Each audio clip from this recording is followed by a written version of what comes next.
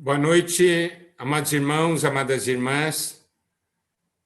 Como é bom estarmos juntos novamente para buscarmos o Senhor, para desfrutarmos da sua palavra e na sua palavra ganharmos vida e força para vivermos nesses dias atuais. Nós estamos tendo comunhão debaixo do tema Quem influencia quem? E o título da mensagem de hoje é O que o Senhor diz que eu sou. Nós estamos vendo Mateus capítulo 5, versículos 13 a 16. Nessa porção, o Senhor diz o que nós somos. Isso é muito importante. A questão é se nós cremos ou não na palavra do Senhor. Aqui nos é dito claramente pelo Senhor que nós somos o sal da terra e a luz do mundo. Essas são as palavras do próprio Senhor Jesus a nosso respeito. Você crê ou não crê nisso que o Senhor falou? Isto é algo diretamente relacionado à nossa pessoa, o que nós somos. E a Bíblia diz que nós somos o sal da terra e a luz do mundo. Que nós, pelo fato de termos sido salvos, pelo fato de nós termos ganhado a vida eterna, temos recebido do Espírito, nós somos o sal da terra e a luz do mundo. Talvez você diga, mas eu não sinto isso. Ou talvez você diga, mas eu não sei como é que é isso. Amados irmãos, amadas irmãs, nós precisamos crer. Crer nesse fato, que somos o sal da terra e somos também a luz do mundo. Isto é algo inerente à vida que nós recebemos de Deus. Se hoje nós não vivemos de acordo com isso, é porque nós não tocamos nessa realidade, nós não tocamos nessa verdade. E o que é importante, nós precisamos crer nessa verdade. Muitas vezes, nós somos como um leão que tem medo de um gatinho, porque nós achamos que somos um ratinho, mas, na verdade, nós somos um leão. Por isso, nesse mundo de hoje, nós sentimos que o Senhor está falando conosco porque chegou o momento de nós influenciarmos esse mundo. No sábado passado, nós falamos bastante sobre o sal da terra. E hoje nós falaremos mais sobre a luz do mundo. São dois itens muito importantes: o sal e a luz. O sal é invisível, mas a luz é visível. O sal você sente, a luz você vê. Então, nós como sal da terra e a luz do mundo, nós influenciamos esse mundo. As pessoas sentem, você é diferente, você tem um sabor, onde você está as coisas adquirem sabor, e também onde nós estamos, a luz brilha, existe algo visível que as pessoas podem ver. Nós podemos, então, perceber que tanto o sal como a luz são itens que fazem a diferença. São itens que fazem separação, que nos distingue, que nos separa dos outros. E na semana passada nós falamos que nós, como sal, nós somos muito importantes neste mundo de hoje que está apodrecendo. Não é isso que você vê? O mundo hoje está apodrecendo. E nós não podemos apodrecer junto com eles. Nós somos sal. Nós não apodrecemos e onde nós estamos, nós matamos os germes. Nós não permitimos que as coisas apodreçam.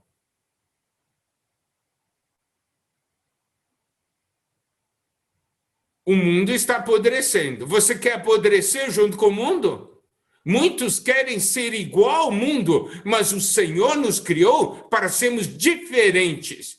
Nos criou para sermos sal e para nós sermos luz. Nós somos sal porque esse mundo está apodrecendo e nós somos luz porque esse mundo está em plenas trevas. Se o nosso viver é um viver de trevas, nós não teremos nada para mostrar ao mundo. Se eu vivo em mim, na minha carne, a minha vida é de trevas. Mas se eu vivo no Espírito, eu vivo pela vida divina, eu sou luz. Então, para sermos eficazes, nós temos que mostrar essa diferença. Se o meu viver for como de trevas, ninguém vai notar a diferença. Nós nunca poderemos influenciar e impactar o mundo se nós vivermos como o mundo vive, sendo iguais ao mundo. Eu não quero ser igual ao mundo. O Senhor me criou e me salvou para me tornar diferente desse mundo. Agora, vamos entrar mais nessa realidade da luz. Nós vimos em Mateus capítulo 5, versículo 14, o seguinte: vós sois a luz do mundo, não se pode esconder a cidade edificada sobre o monte. E o versículo 15, nem se acende uma candeia para colocá-la debaixo do alqueire, mas no velador e alumia a todos os que se encontram na casa. Você não pode esconder uma cidade sob um monte. Uma cidade à noite é visível. Todos conseguem ver e ver à distância. Nós sabemos hoje, quando nós estamos viajando pelas rodovias, quando nós conseguimos ver um clarão, nós sabemos, ali há uma cidade. Deus quer que nós sejamos visíveis. Isso é algo muito importante. Não se pode esconder a cidade edificada sobre um monte.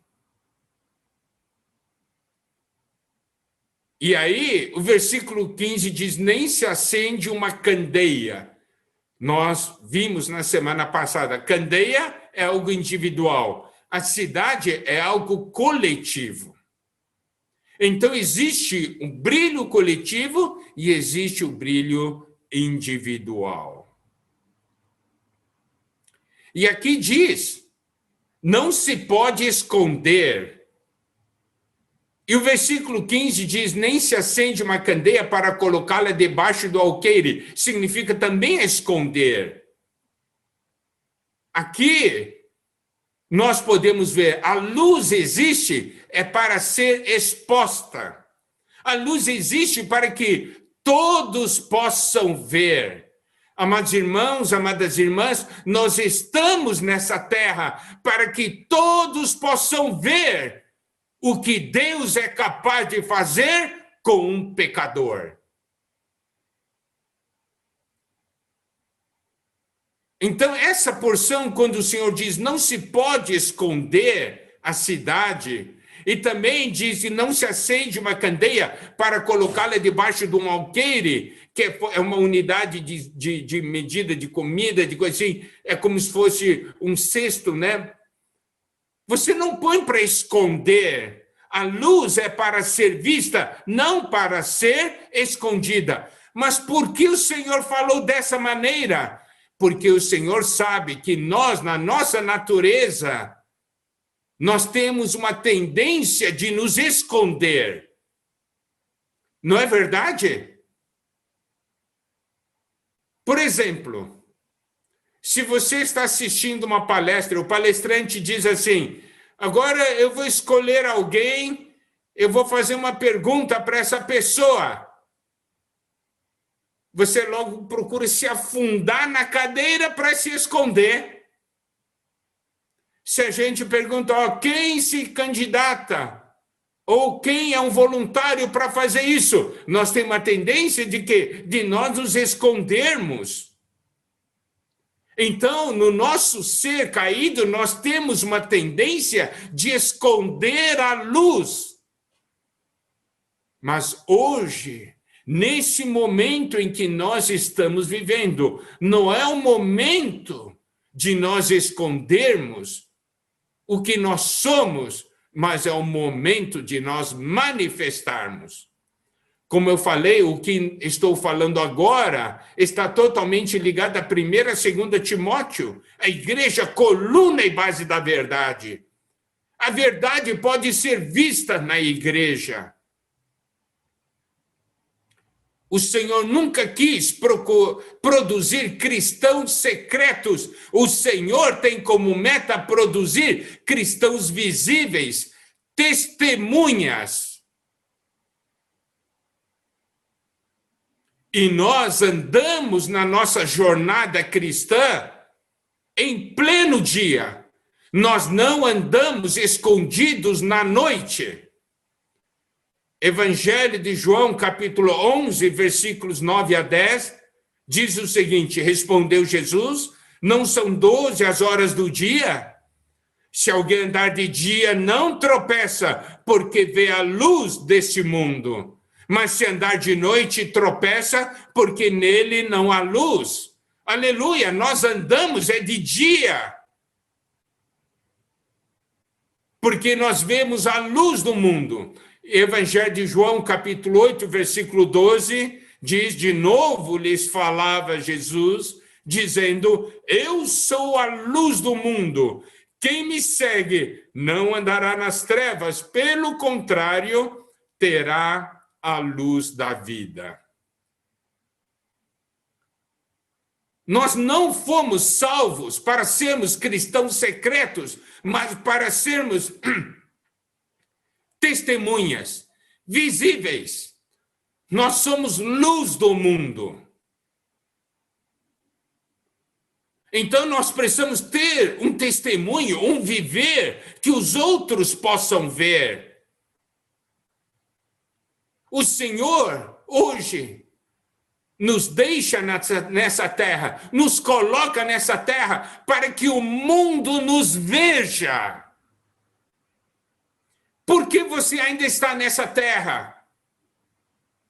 É para ficar escondido? Não, o Senhor mantém você vivo nessa terra porque o Senhor quer que as pessoas vejam o que Deus fez na sua vida.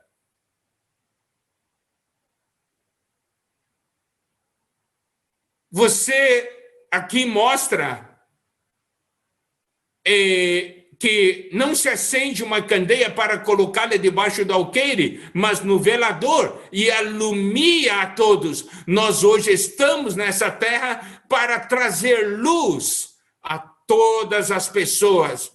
Amados irmãos, amadas irmãs, o Senhor está falando para nós o que nós somos. Nós somos a luz do mundo e vamos viver como luz do mundo. Vamos viver como sal da terra. Por quê? Porque a vida de Deus em nós nos capacita para isso.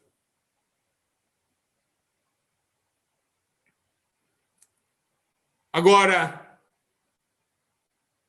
você acende uma candeia, você acende uma lâmpada. Qual a intenção? É para iluminar. Você não acende uma lâmpada para colocar alguma coisa em cima e encobrir, mas para alumiar. E ainda mais, é colocado no velador, no lugar onde possa essa luz alcançar as pessoas. E nós sabemos, quanto mais alto você coloca a lâmpada, mais longe ilumina. Então não há uma questão somente de brilhar, mas hoje brilhamos em que posição? Isso é importante. Quanto mais alta a posição, mais longe a luz alcança.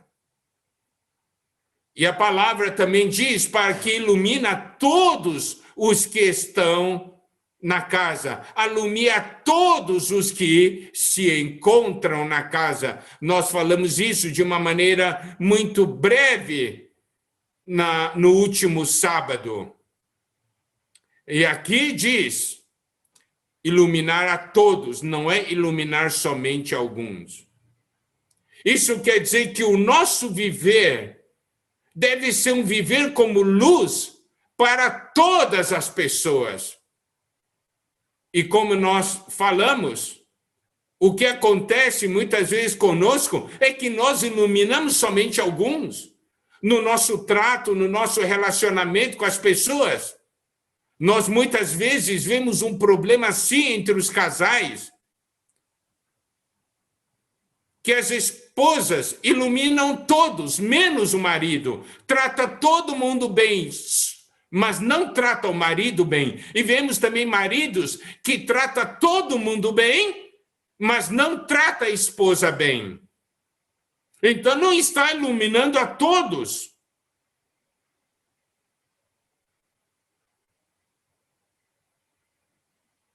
Nós precisamos também, no nosso relacionamento com os irmãos, eu gosto desse irmão, então eu quero iluminar esse irmão, eu não gosto disso aqui, eu não quero iluminar. Não!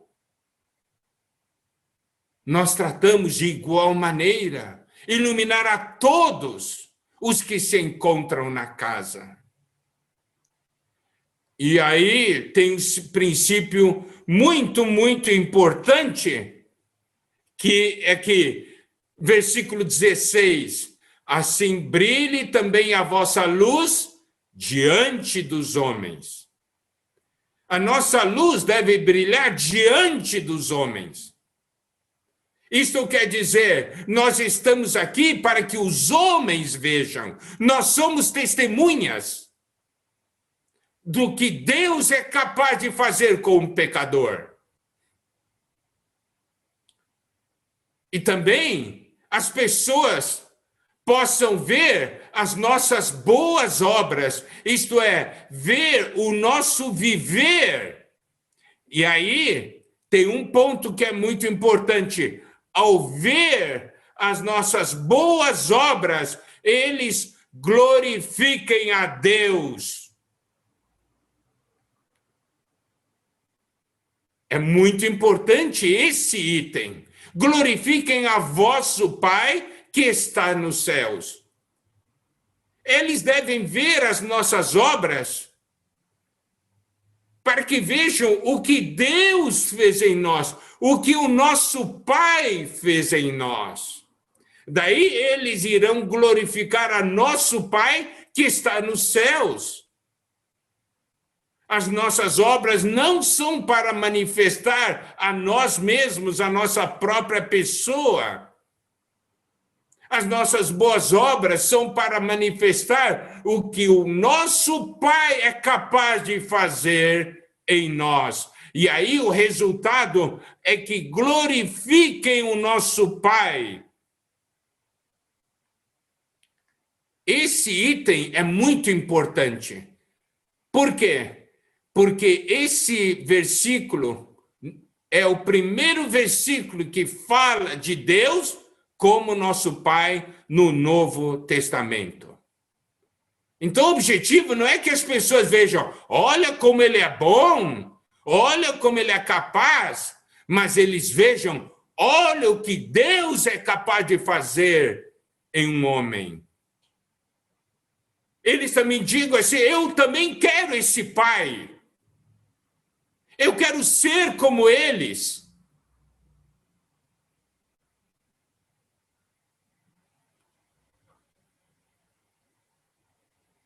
Então, nós somos filhos. Ele é o Pai.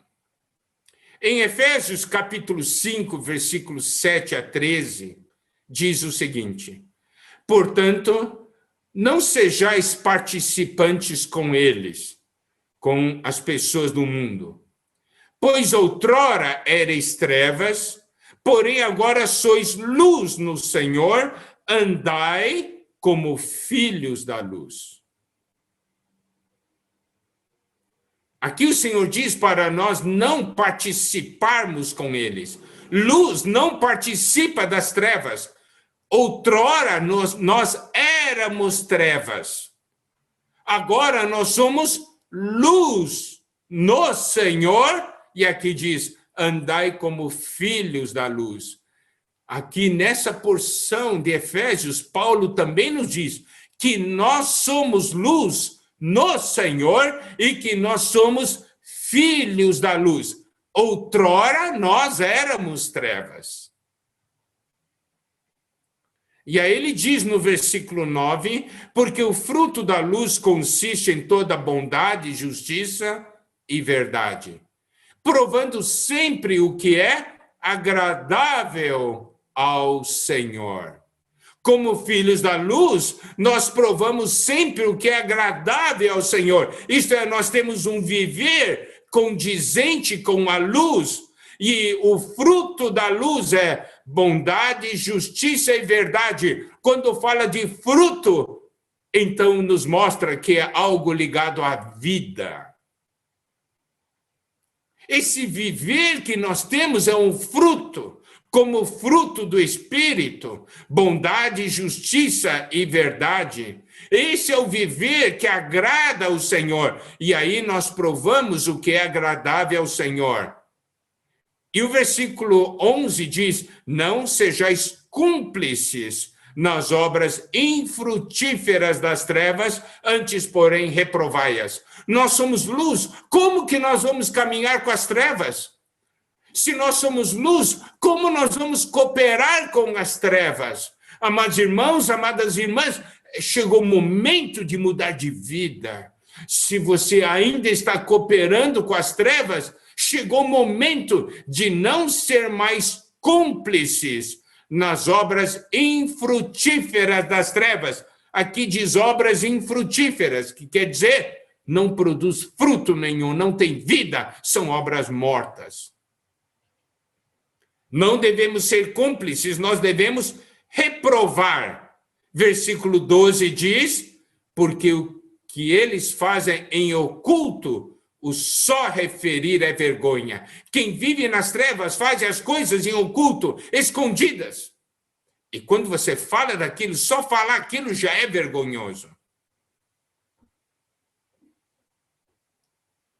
Versículo 13, mas todas as coisas, quando reprovadas pela luz, se tornam manifestas, porque tudo que se manifesta é luz. Quando a luz chega, reprova e manifesta. Louvado seja o Senhor. Hoje nós somos luz, somos filhos da luz. Deus é luz. As trevas são Satanás. Antigamente nós éramos um com Satanás. Hoje nós somos um com Deus. E outra porção maravilhosa, Evangelho de João, capítulo 1, versículos 1 a 5. No princípio era o verbo, isto é, no princípio era a palavra estava com Deus e a palavra era Deus. Ela estava no princípio com Deus. Todas as coisas foram feitas por intermédio dela e sem ela, nada do que foi feito se fez. Se refere à palavra, se refere ao verbo. Versículo 4. A vida estava nele, no verbo, na palavra, e a vida era a luz dos homens. Aqui nós podemos ver que vida e luz caminham juntas. Amados irmãos, amadas irmãs, você tem ou não tem a vida divina? certamente você dirá, eu tenho a vida divina, então você tem luz. Então você é luz. O importante é viver por meio dessa vida divina.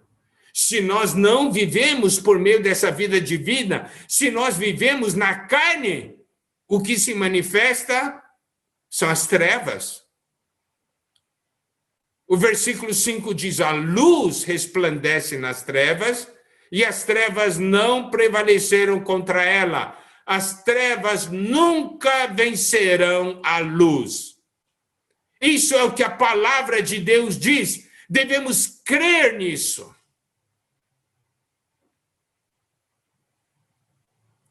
Agora, no Evangelho de João, capítulo 3, versículos 19 a 21, nós temos outra porção que fala a respeito da luz. O julgamento é este, que a luz veio ao mundo e os homens amaram mais as trevas do que a luz, porque as suas obras eram más. Pois todo aquele que pratica o mal aborrece a luz e não se chega para a luz, a fim de não serem arguidas as suas obras. Quem pratica a verdade aproxima-se da luz, a fim de que as suas obras sejam manifestas, porque feitas em Deus.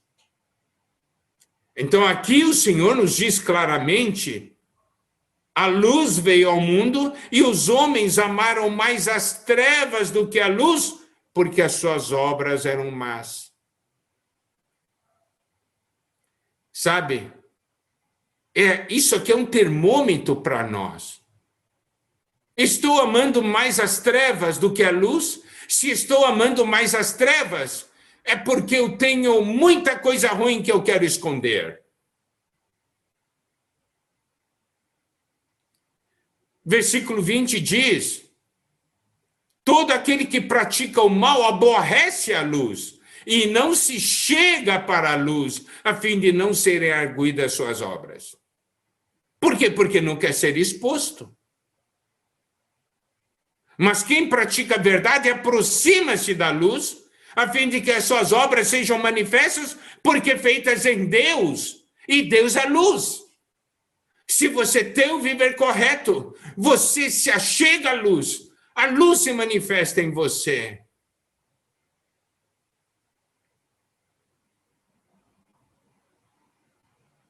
Eu quero de novo mencionar João 8:12. De novo lhes falava Jesus dizendo, eu sou a luz do mundo.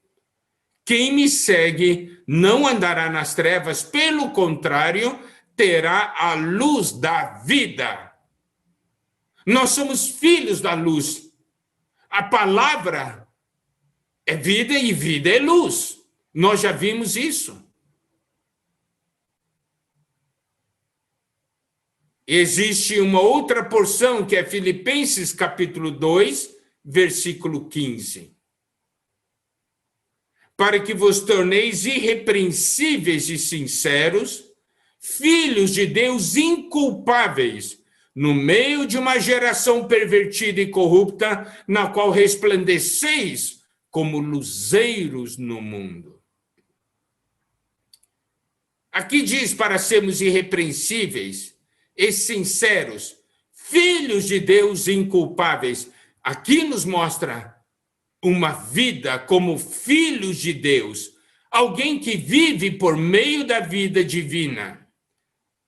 O Senhor deseja que nós sejamos inculpáveis no meio de uma geração pervertida e corrupta, na qual resplandeceis como luzeiros no mundo. Aqui em Filipenses nos mostra novamente que somos a luz do mundo. Resplandecemos como luzeiros.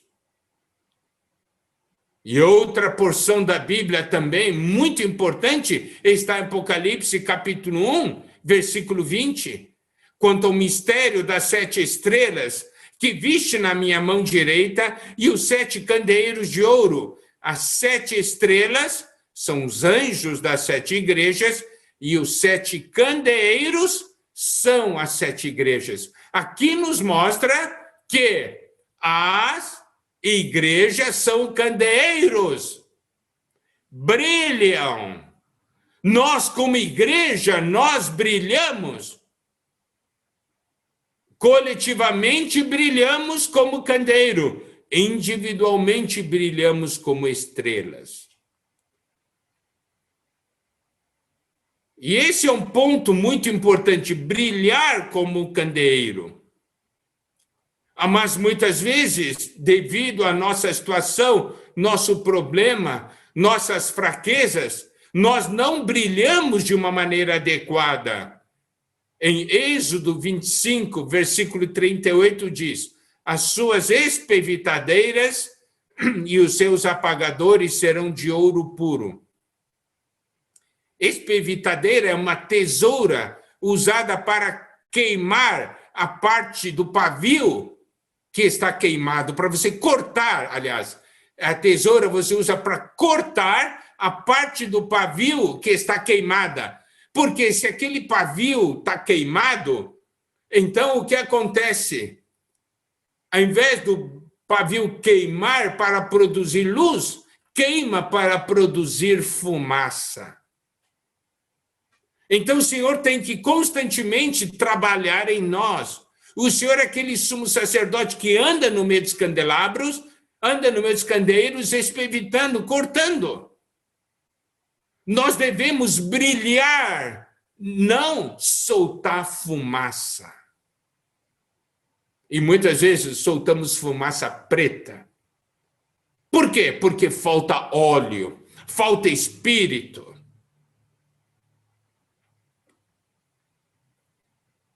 Agora, podemos ver, o Senhor diz claramente quem nós somos. Nós somos sal da terra e somos a luz do mundo. Você pode fazer a seguinte pergunta: que tipo de viver é o viver que nos leva a manifestar que somos sal da terra e luz do mundo? Que tipo de atitude? Que tipo de pessoa? Agora, então, nós precisamos ver que quando o Senhor fala que nós somos sal da terra e luz do mundo, ele falou no capítulo 5 de Mateus. Mas ele falou depois de ter falado sobre as bem-aventuranças. Então, primeiramente, ele falou a respeito das bem-aventuranças, e depois ele disse: vocês são o sal da terra e a luz do mundo. Então, nós podemos ver que as qualidades mostradas nas bem-aventuranças fazem com que nós tenhamos um viver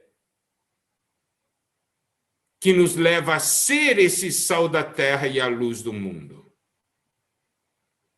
Então, vamos dar uma olhada nessas bem-aventuranças. Nós já traçamos um paralelo, né? Sal da terra e luz do mundo. Como sal, o sal age, por um lado, para dar sabor, mas, por outro lado, para matar os germes que fazem, por exemplo, a comida, a carne se deteriorar. Então, o sal age contra a degradação. Nós, quando estudamos 1ª e 2ª Timóteo na conferência, nós falamos, 1ª e 2ª Timóteo são epístolas que são vacinas contra a degradação. Então, nós vemos aqui o aspecto do sal. E também, quando estudamos a 1ª e 2ª Timóteo na Conferência Internacional, vimos que a igreja é coluna e base da verdade para manifestar a verdade ao mundo. Daí nós temos aqui o paralelo que é a luz. Está vendo como essa porção casa com 1ª e 2ª Timóteo. Agora vamos entrar nas bem-aventuranças. E vamos também ver que essas características das bem-aventuranças são também as características dos servos de Deus, dos ministros de Deus, dos homens de Deus. São também as características daqueles que são responsáveis pela igreja. Mateus capítulo 5, versículo 3 até 12. Versículo 3 diz: bem-aventurados humildes de espírito, porque deles é o reino dos céus. Essa palavra humilde, no grego, é mendigo. Bem-aventurados mendigos de espírito. O que isso quer dizer? Um mendigo é alguém que sabe da sua verdadeira condição. O mendigo é aquele que sabe, eu não tenho nada. O que você quer dar para mim, eu quero, eu almejo. Amados irmãos, amadas irmãs, muitas vezes nós não ganhamos mais do Senhor porque nós não temos essa atitude de mendigo, de ser humilde, pobre no espírito. Porque se nós tivéssemos tal atitude, nós todos os dias diríamos ao Senhor: Senhor, me dá a porção de hoje. Senhor, eu preciso da porção de hoje. Muitas vezes, como é que nós vivemos? Nós vivemos, eu já tenho muito, das coisas de Deus, eu tenho já bastante. E porque nós temos tal tipo de pensamento ou tal atitude, Deus deseja nos dar muito mais, mas nós não queremos, porque nós estamos satisfeitos com o que nós temos. Um mendigo nunca está satisfeito com o que tem. Se você perguntar para o mendigo, você quer isso? Ele vai dizer, quero. Quando o Senhor apresenta a nós, por meio da sua palavra, o que Ele quer dar a nós, nós temos essa atitude, eu quero. 1ª e 2ª Timóteo, Paulo fala para Timóteo, fala sobre o que ele precisa buscar, almejar, desejar. Mateus 5:4 diz: bem-aventurados os que choram, porque serão consolados. Choram pela sua situação, choram pela situação do mundo, quer que as coisas mudem, choram porque vê a degradação e sofrem com o que estão vendo. Hoje você olha para esse mundo, você sofre ou não sofre? Você vê a degradação. Talvez até dentro da sua casa, você sofre ou não sofre, ou você consegue conviver com isso. Mas se você chorar, o Senhor diz, você será consolado. Quem chora tem um desejo forte, porque está sofrendo, quer que as coisas mudem. Versículo 5, bem-aventurados mansos, porque herdarão a terra. Ainda falando sobre a questão de chorar, sobre a degradação da igreja. Então, Paulo fala para Timóteo, pede, diga a pessoa parar com isso. Só está trazendo degradação.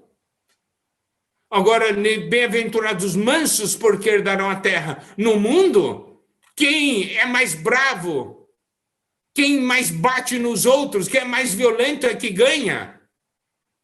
Mas aqui o Senhor diz, bem-aventurados mansos, porque herdarão a terra. 2 Timóteo 2:24 diz, ora, é necessário que o servo do Senhor não viva a contender, não viva a brigar, discutir, e sim deve ser brando para com todos, apto para instruir e paciente. Está vendo? Ser manso. E agora, versículos 6 a 9. Bem-aventurados que têm fome e sede de justiça, porque serão fartos. Bem-aventurados misericordiosos, porque alcançarão misericórdia. Bem-aventurados limpos de coração, porque verão a Deus. Bem-aventurados pacificadores, porque serão chamados filhos de Deus. Em 2 Timóteo 2:22, nos é dito: foge outro sim das paixões da mocidade, segue a justiça, a fé, o amor e a paz com os que de coração puro invocam o Senhor. Está vendo? Pessoas que vivem a justiça, a paz, coração puro. Pessoa que se preocupa com os outros por causa da misericórdia. Paulo fala para Timóteo para fugir das paixões da mocidade, mas para andar com essas pessoas que são aqui retratados, esses que têm fome e sede de justiça, esses que são misericordiosos, esses que são limpos de coração, esses que são pacificadores, porque são aqueles que buscam a paz, porque serão fartos, porque alcançarão misericórdia, porque verão a Deus e porque serão chamados filhos de Deus. Versículos 10 e 11 de Mateus 5. Bem-aventurados perseguidos por causa da justiça, porque deles é o reino dos céus. Bem-aventurados sois quando por minha causa vos injuriarem e vos perseguirem e mentindo disserem todo mal contra vós. Regozijai-vos e exultai, porque é grande o vosso galardão nos céus. Pois assim perseguiram os profetas que viveram antes de vós. Nós temos um paralelo disso em 2 Timóteo 1:8. Não te envergonhes, portanto, do testemunho de nosso Senhor, nem do seu encarcerado que sou eu. Pelo contrário, participa comigo dos sofrimentos a favor do Evangelho, segundo o poder de Deus. Existem mais versículos sobre sofrimento por causa do Evangelho, por causa da igreja, né? Em 1 e 2 Timóteo. Mas eu só tomei esse versículo como exemplo. Então, amados irmãos, amadas irmãs, nós somos o que o Senhor diz que nós somos. Nós somos o sal da terra e a luz do mundo. Creia nisso. É esse viver por meio da vida divina é que nos fará ser esses bem-aventurados, que são descritos aqui em Mateus 5. E nesse viver manifestaremos e influenciaremos o mundo como sal e como luz. Chegou o momento de assumirmos o que nós somos. Isso é possível. É para você e para mim. Que o Senhor nos abençoe. Amém.